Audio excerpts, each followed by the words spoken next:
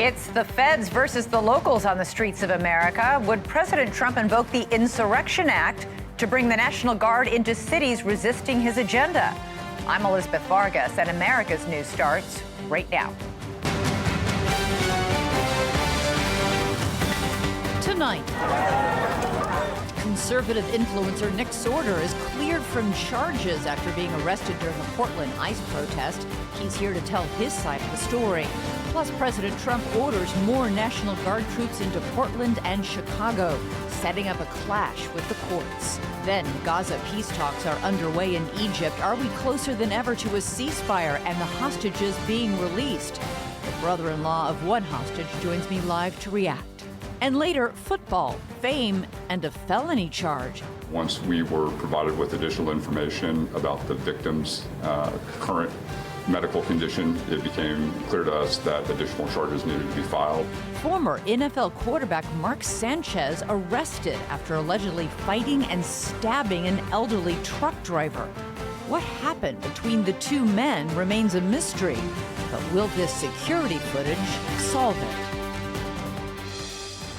All right, happy Monday, everybody. Lots to get to, but we begin with the escalating resistance to President Trump's military crackdown in major cities. A standoff with Democratic leaders that has now become a full-blown showdown, both in the courts and in the streets. The state of Illinois and the city of Chicago are now suing the Trump administration over its plans to send the National Guard to the Windy City. Trump federalized 300 Illinois National Guard troops over the weekend and called up another 400 from Texas to deploy to Illinois and Oregon. The administration says some of those troops from Texas are set to arrive in Chicago tonight. Illinois Governor J.B. Pritzker says Trump is using those troops as props. I have called upon Governor Abbott to immediately withdraw his support for this decision and refuse to allow Texas National Guard members to be used in this way. Let me be clear. Donald Trump is using our service members as political props and as pawns in his illegal effort to militarize our nation's cities. Meanwhile, in Oregon, a federal judge appointed by President Trump is temporarily blocking plans to send any National Guard troops to Portland, not from California, not from Texas, not from Oregon itself. The White House has argued that troops are necessary to police the streets, but specifically to protect ICE facilities that it claims are under attack by far-left activists. The White House press secretary today said the judge's ruling in Portland is, quote, untethered in reality. The president is using his authority as Commander-in-Chief, U.S. Code 12406, which clearly states that the president has the right to call up the National Guard in cases where he deems it's appropriate.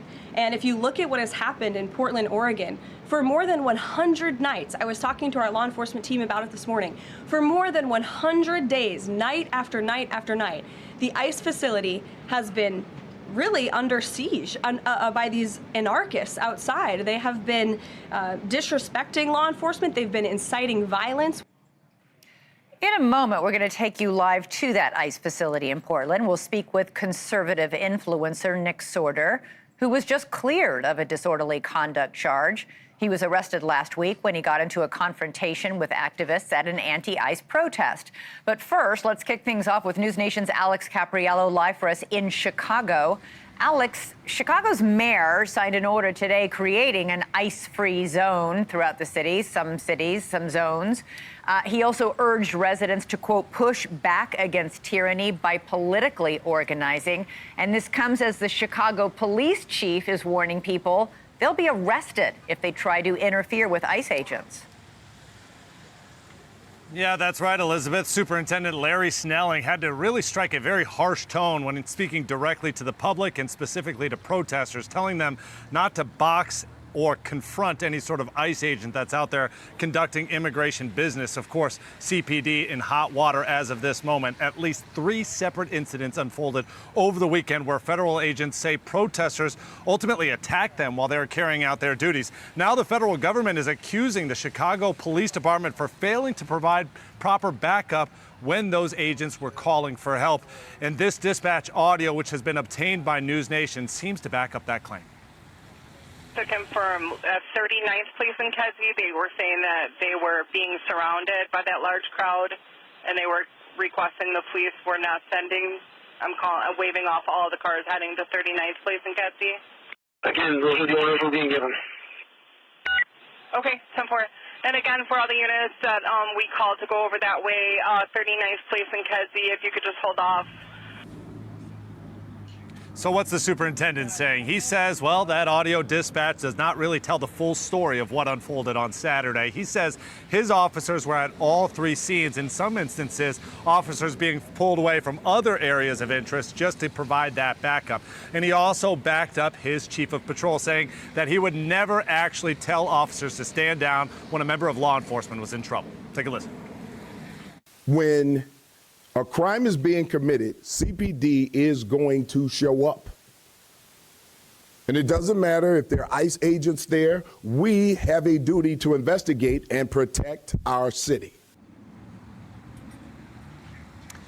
Now, just about everyone here in the city of Chicago and the state of Illinois is protesting immigration enforcement. We have, of course, the protesters here outside of Broadview who are raising their voicement and using their First Amendment rights. We have the governor of Illinois, J.B. Pritzker, filing that lawsuit against the Trump administration.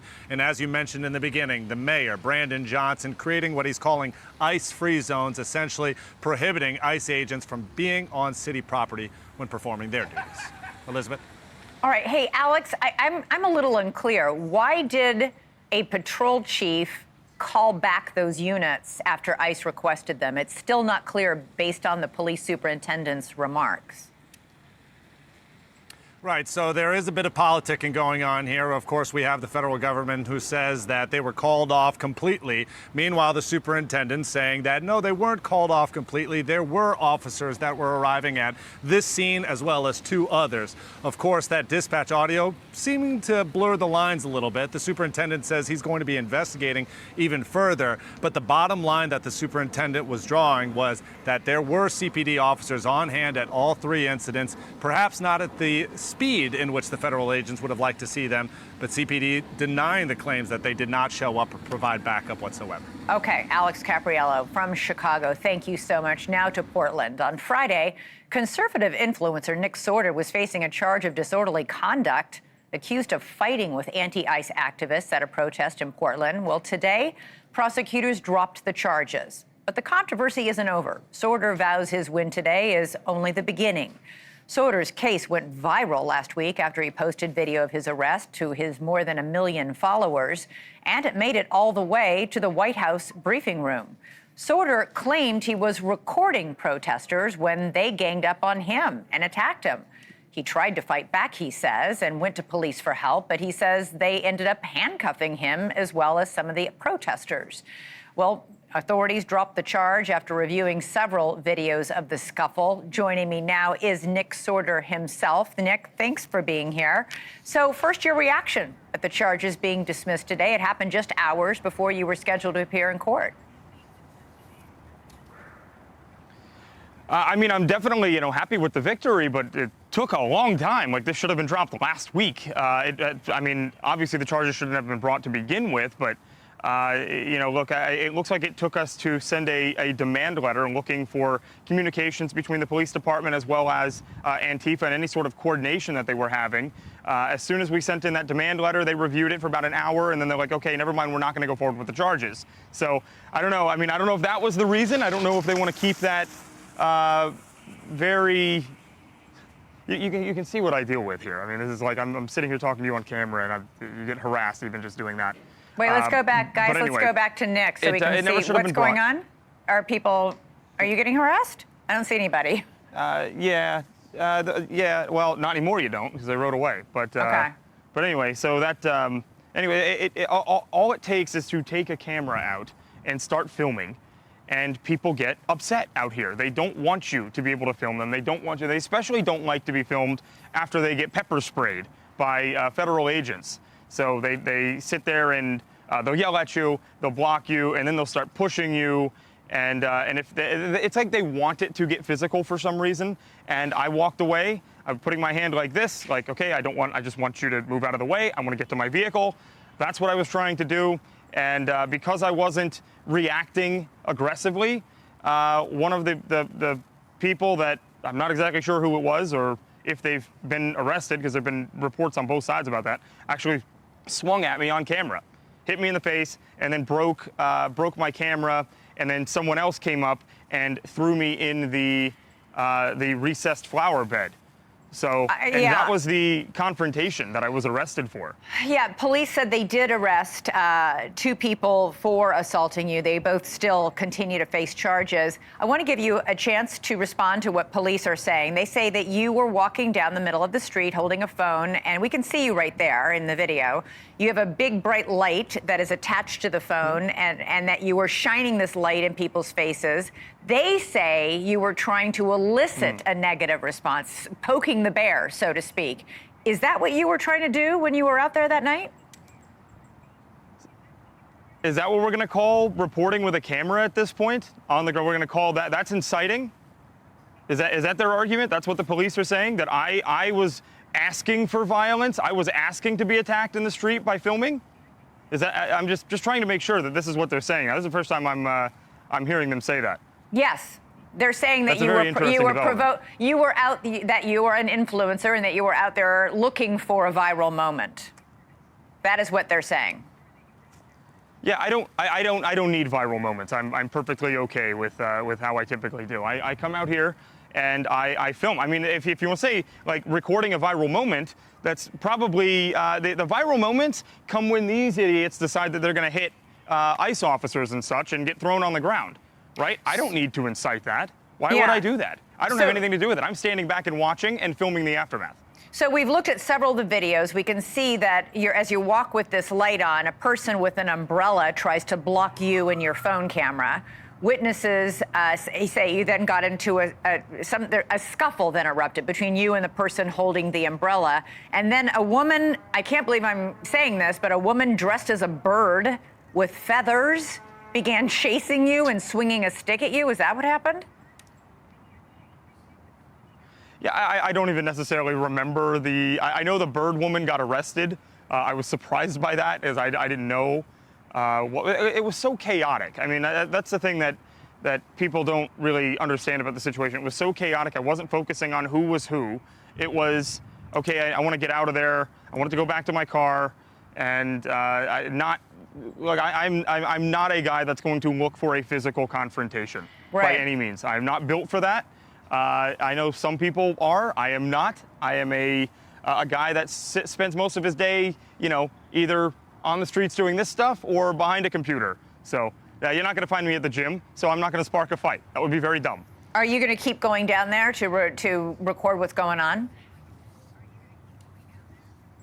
Yeah, I mean, I'm definitely not going to be intimidated into leaving, that's for sure.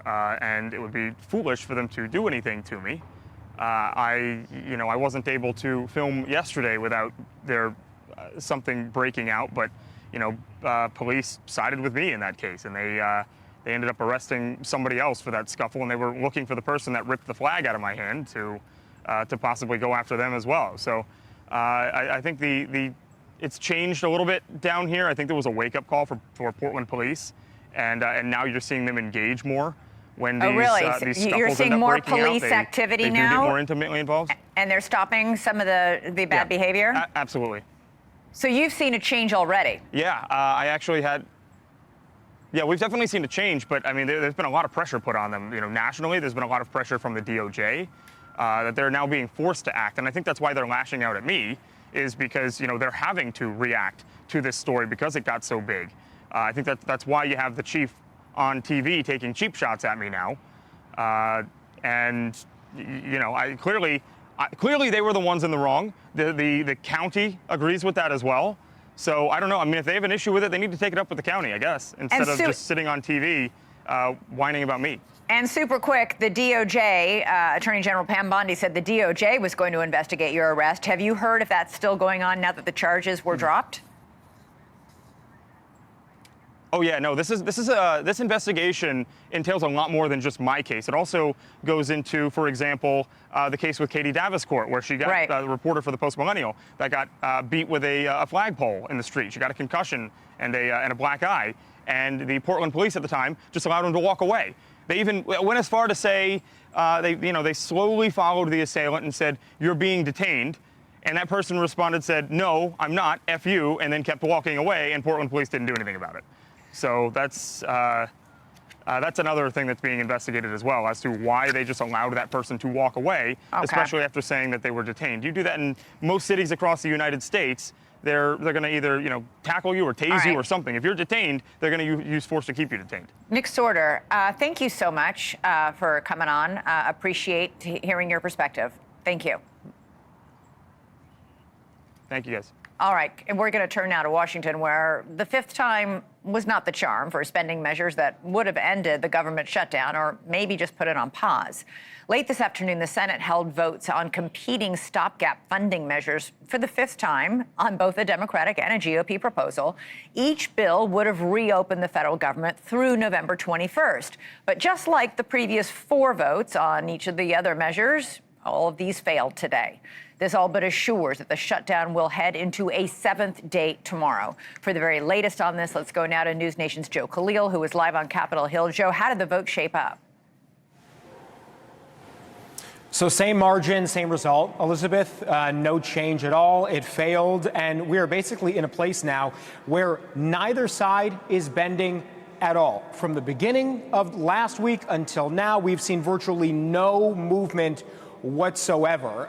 And we thought there might be a glimmer of hope today and some kind of breakthrough, because it came from the White House. President Trump himself came forward and said that not only was he willing to work with Democrats on their health care issues, which is obviously the pivot point here, the thing that is holding up the entire process now, but he also said they are working together. Present tense. He said that he is working with Democrats on health care and that something good is going to come out of it.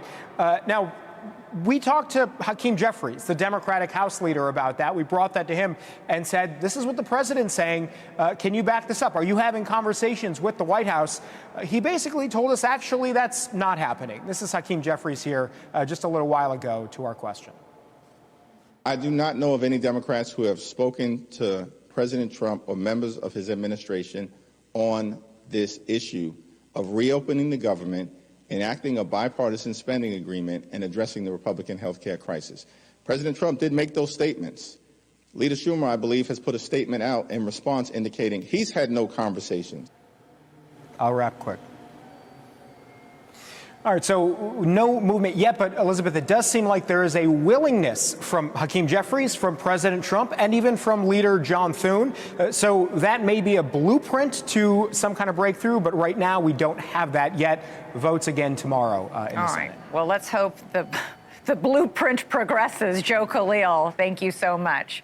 All right, coming up for us, the state of California is asking one of its cities to pick a side, saying you're either with us or against us. We'll talk to a mayor whose town is being sued for cooperating with the feds. All right, from a showdown on Capitol Hill to a showdown in California, pitting the small town of El Cajon in San Diego County against the behemoth state government in Sacramento. The state announced it is suing El Cajon for allegedly violating state law, accusing the town of sharing information that it got from automated license plate readers with federal authorities in dozens and dozens of other states. We've had multiple conversations with El Cajon, and they are stubbornly refusing to comply with the law. El Cajon continues to share ALPR data with out-of-state agencies in at least 23 states, including Alabama, Arizona, Florida, Illinois, Texas, Virginia, Washington, and Wisconsin, among others, and it is unlawful. Now, that information, they say, could be misused by authorities in ways that infringe on the constitutional rights of El Cajon residents, according to the state AG, like immigration authorities or, for example, other law enforcement agents. But Bill Wells, the mayor of El Cajon, lashed back. He called the lawsuit a political stunt and an attempt to bully a conservative city for standing up for public safety. He added on X, "We will continue to do what's right for our community and stand up to a state government more focused on headlines than on safety. The state will not bully us with lawsuits." And Mayor Bill Wells joins us now. Thank you, Mr. Mayor, for joining us. So you say you're sharing this license plate data with federal authorities in 23 states to save lives. How are you saving lives? Well, I'll give you an example. We had somebody come in from Phoenix who had shot and almost killed somebody. It turned out that they were sleeping in their car in one of our streets. And we picked up from the license plate reader that was happening. But we were able to go out and apprehend that guy before he hurt anybody else. He didn't kill any police officers and he didn't kill any of our citizens. So, I call that a win. We also solved a murder. A suspect was trying to get away, and we used the cameras to tell where he was, and we apprehended him before he could hurt anybody else. So this is the kind of thing that these cameras are used for, and I don't see any harm in it whatsoever. Right, but that's you say you were able to make those arrests. Why do you need to share this information with the federal government and 23 states? Why not just use it for local law enforcement? Well, sometimes people don't respect state borders. We have people that commit crimes here that go to other cities throughout the United States. We want them to be picked up in other cities. Vice versa, it happens that people commit crimes in cities outside of California, and we want to know when those people are here in our city. So it has nothing to do with immigration. It has nothing to do with abortion, or it has nothing to do with transgender rights. These are law enforcement agencies sharing data with other law enforcement agencies, which has happened throughout history, really. So as you know, the California AG has now sued you, saying you're breaking state law, which bars local police from doing this. It's Senate Bill 34. It's not new. The AG says he's given you clear guidance and several warnings. You clearly don't agree with the law, but it is the law, isn't it? No, it's not the law. We can read the law like anybody else can. We have attorneys like anybody else does. And it's very clear. If you read the law, there is just no prohibition from sharing data with other agencies. They've just decided that this is the law because they're paranoid that somehow we're going to stop people from coming into El Cajon to have abortions, or they're going to stop people from coming in for transgender surgeries. And of course, the immigration is an issue. So they're reading something into the law that's just not there. And, frankly, the state AG is not the arbiter of this. He can go to a judge, he can go to the legislature and change the law, and that's fine. We'll comply. If a judge tells us that the interpretation is different than we're seeing it, fine. Right. But the AG is not get to make that determination on his own. I think that's why he's suing you, is because he's going to take you to court, and you get to both fight it out in court. The AG, just to explain, because people might be home wondering who cares, about this data, but the AG is claiming this data shows, well, it does. The data shows everywhere people go in a given day, where they shop, where they go for medical care, and in a state like California, everybody drives everywhere. So that's a lot of private information about a person that is being shared. No, we're only sharing data that could possibly be criminal in nature. So, we save this data. It sits in a database for about 6 weeks and then it goes away. Nobody accesses that data to see where you went to the grocery store, where you went to the doctor. People are accessing that data after a crime has been committed. So if somebody pops up on our radar that has committed a crime or has a warrant out for their arrest in another state or another city, then we're going to get that data. Otherwise, nobody's looking at that data at all. Yeah. And this is nothing new. And to be clear, you have the support from the citizens of El Cajon for this. Of course. All right. I mean, this is not just happening at El Cajon. This is happening in almost every city in America, that we're using technology to keep our streets safe. Mayor Bill Wells, keep us posted on the court battle. We look forward to following it. All right. Thanks so much, sir. All right, coming up for us, it's now officially October 7th in Israel, meaning that the remaining hostages in Gaza have now been stuck inside those tunnels for 2 entire years. That is 2 years of isolation, starvation, despair. But a deal to bring them home could come within hours. We're going to get into that next.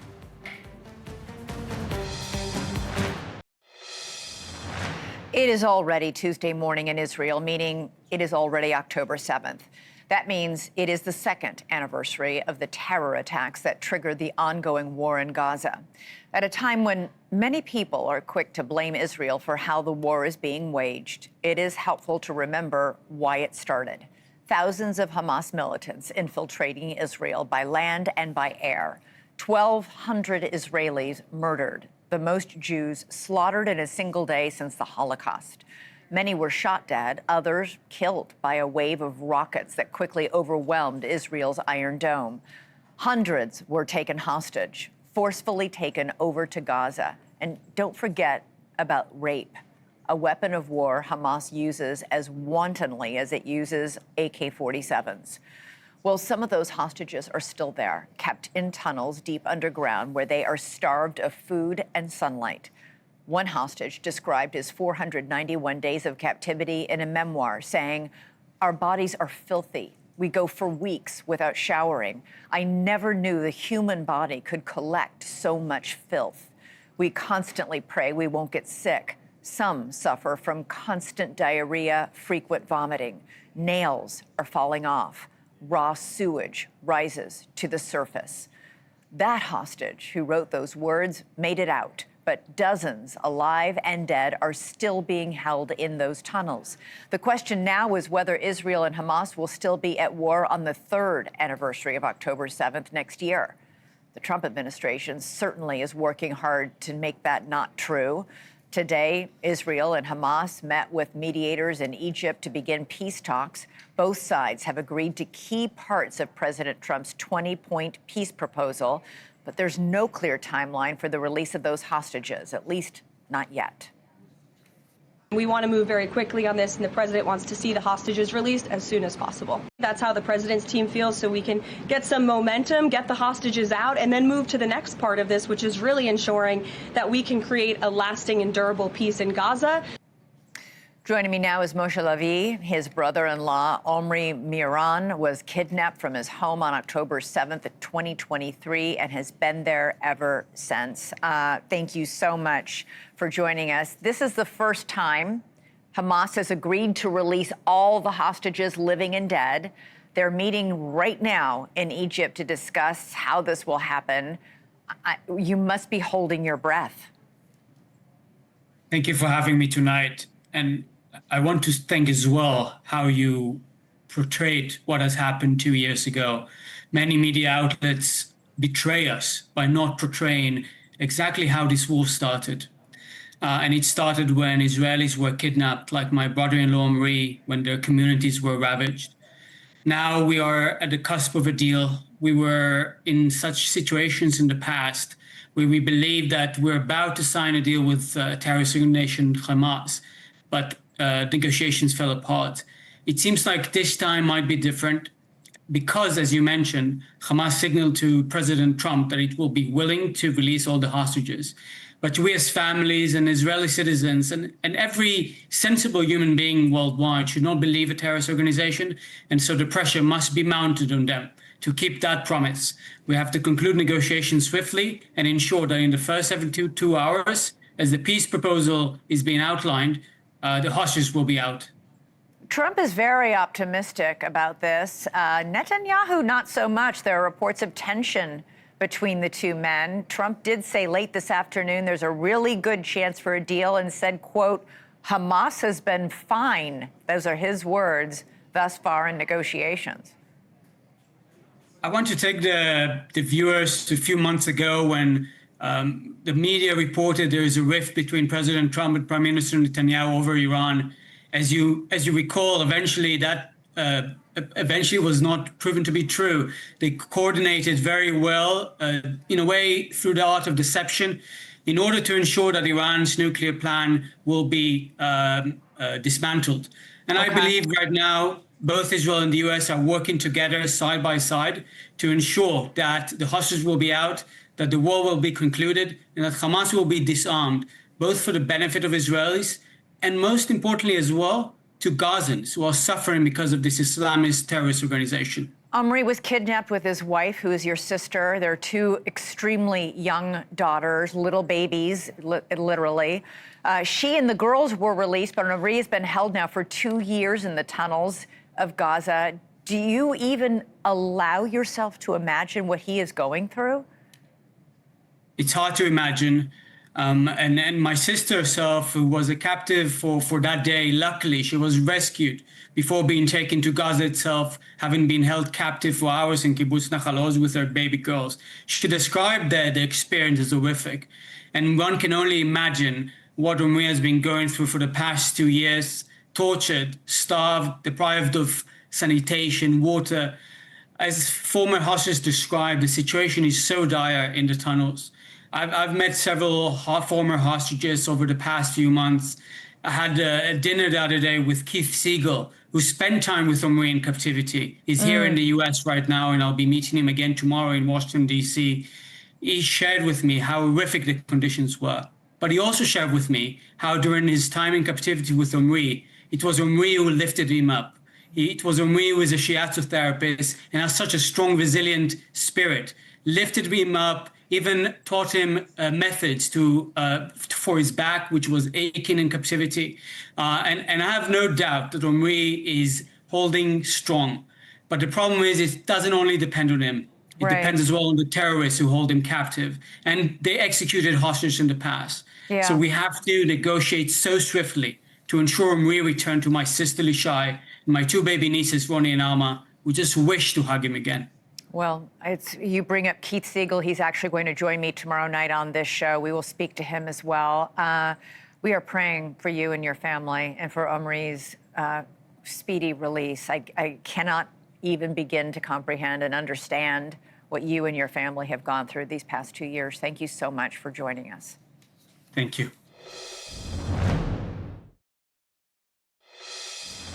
All right, Chris Cuomo joins me now. Chris, President Trump from the Oval Office this afternoon talked yet again about using the Insurrection Act to send the National Guard to Portland and Chicago. You're diving into the legality of all this with Alan Dershowitz, who knows a thing or two about constitutional law.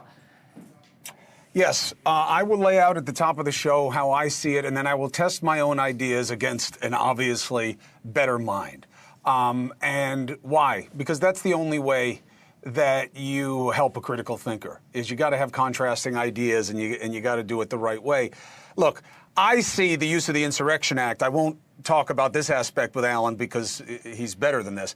It's just politics. They're trying to take back ownership of the word insurrection because it always gets used against them with January 6th. That's the only thing that makes sense, because there is no application of that act to anything that we're seeing. And the irony that the same people who say, don't say that about January 6th, the prosecutors didn't make the case that way, that's not what it was, want to say it now. The hypocrisy is too much. It's making my hair big.